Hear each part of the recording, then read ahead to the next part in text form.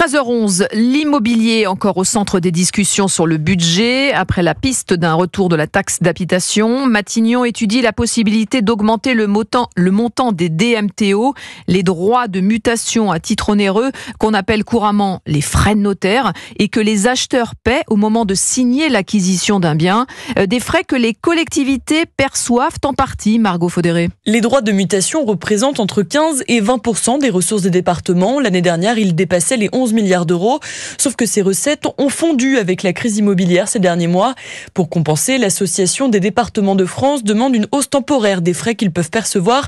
Ils seraient ainsi fixés à 5,5% maximum du prix de vente du bien. Un point de plus qu'aujourd'hui, soit 2 500 € de plus pour une transaction de 250 000 €.